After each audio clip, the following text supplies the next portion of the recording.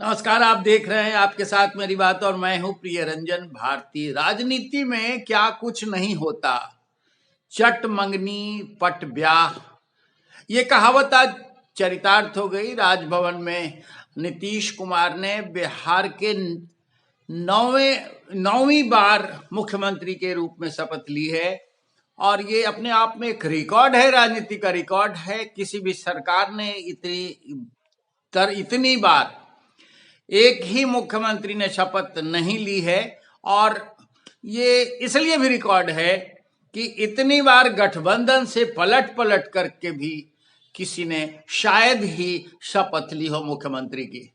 यह महत्वपूर्ण है। और साथ साथ मैं आज जो दूसरे विषय की चर्चा करना चाह रहा हूं, आपको ये बताना चाह रहा हूं कि जिसे लेकर ये संभावना जताई जा रही थी वो सब प्रकट हो चुका। अब दूसरा पक्ष इसका ये है कि नीतीश के आने के साथ कहा जा रहा था कि चिराग पासवान एनडीए छोड़कर महागठबंधन में चले जाएंगे। मैंने आपसे ये बात साझा की थी कि इसकी दूर तक कोई संभावना नहीं है। संभावना होती भी कैसे? चिराग पासवान का वजूद सिर्फ और सिर्फ भारतीय जनता पार्टी के कारण है और भारतीय जनता पार्टी के साथ बने रहकर ही वो अपना वजूद और अपना इकबाल कायम रख सकते हैं। नरेंद्र मोदी का हनुमान कहने वाला खुद को, और जो भारतीय जनता पार्टी के एक इशारे पर पिछले विधानसभा चुनाव में नीतीश कुमार की जिद के आगे ही उन्हें नाको चने चबवा दिए, उस व्यक्ति से आप ये कैसे उम्मीद कर सकते हैं कि वो भारतीय जनता पार्टी से रुखसत हो जाए और फिर भारतीय जनता पार्टी के खिलाफ बहकावे में आकर दूसरे गठबंधन से नाता यानी सरकार बना ले? ये संभव कतई नहीं हो सकता था और वो हुआ भी। चिराग पासवान ने अंततोगत्वा अमित शाह और जेपी नड्डा से मुलाकात के बाद जो बातें कही है वो आप सुन चुके होंगे। उन्होंने साफ किया कि राज्य हित में, जो राजनीतिक भाषा है, जो परिपाटी चली आ रही है, कि राज्य के विकास और देश के हित में, लोकतंत्र के हित में भारतीय जनता पार्टी अगर कोई निर्णय करती है तो उस निर्णय के साथ हम बंधे हुए हैं, क्योंकि ये राष्ट्र हित में है और बिहार के विकास के लिए है। यानी नीतीश कुमार अगर पलटी मारकर भारतीय जनता पार्टी के सहयोग से सरकार चलाने के लिए तैयार होते हैं और सरकार बनती है तो उससे चिराग पासवान को कोई गुरेज नहीं होगा। चिराग पासवान को उप मुख्यमंत्री बनाए जाने की पेशकश की दी गई थी, लेकिन उन्होंने ये नहीं स्वीकार किया और नहीं स्वीकार किया। उनकी अपनी जिद रही होगी और एक मर्यादा से बंधकर वो राजनीति में रहना चाहते होंगे। ये एक गैर मुमकिन बात भी नहीं है, लेकिन ये महत्वपूर्ण है कि चिराग पासवान ने एनडीए से अपना नाता वैसे ही बनाए रखा है जैसा पहले से था। और दूसरा पक्ष इसका यह भी है कि चिराग पासवान जो चाहते हैं वो भाजपा से उनको हासिल होता रहा है। अब भाजपा उनके कहे मुताबिक उनके सीटों पर कोई नानुकुर नहीं कर सकती है। हाजीपुर, जमुई जैसे अन्य सीटों पर वो बातचीत जो कर रहे हैं भारतीय जनता पार्टी के साथ, उसके फलीभूत होने के आसार ज्यादा हैं, प्रबल हैं।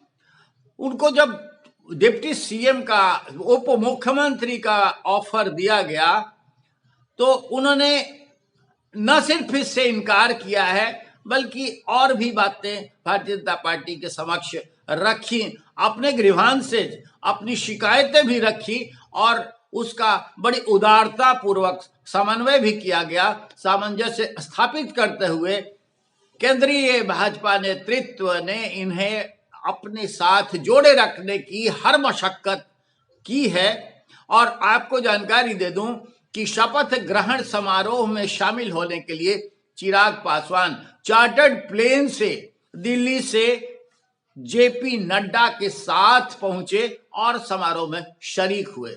एनडीए गठबंधन में जो आपको खबरें मिल रही थी कि जीतन राम मांझी को मुख्यमंत्री का ऑफर दिया गया है, जी मैंने कल भी आपसे ये बात की थी कि जीतन राम मांझी फायदे की बात करते हैं और नफा नुकसान को तौल कर ही निर्णय करते हैं, और ये हुआ भी यही।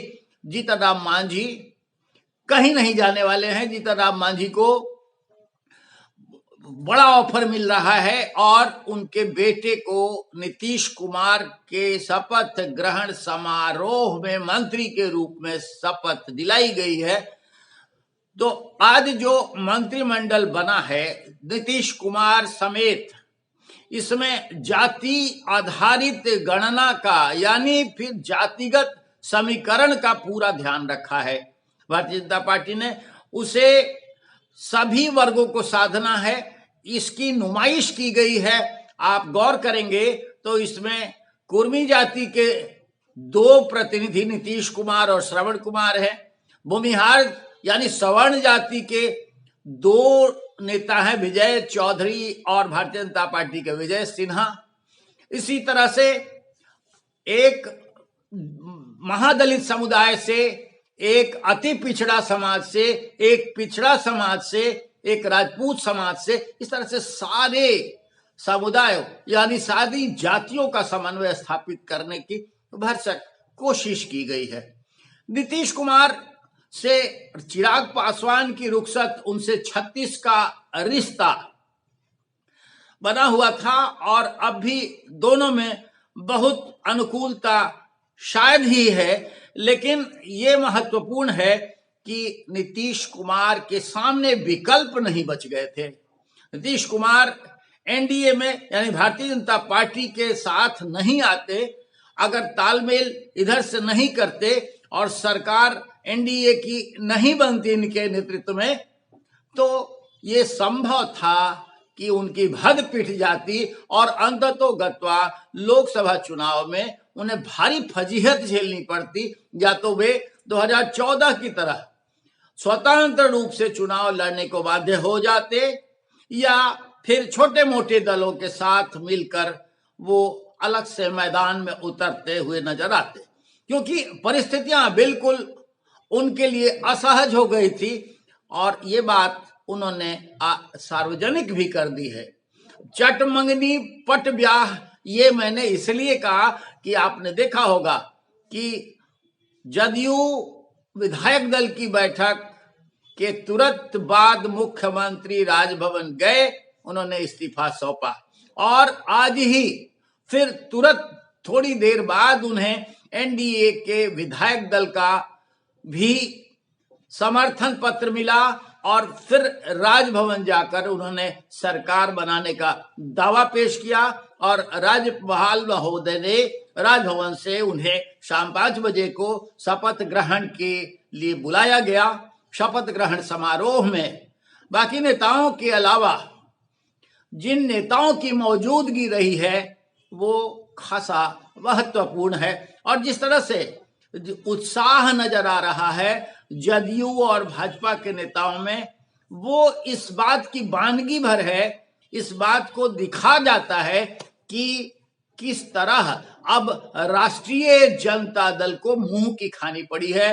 राष्ट्रीय जनता दल बड़ी आतुरता के साथ नीतीश को सरकार से बेदखल करने की सोच रहा था और दावेदारी पेश कर रहा था। उसकी सारी चालें घिस गई हैं, पिट गई हैं। अब वो सिर्फ अपनी लाज बचाने के लिए, और कहते हैं ना कि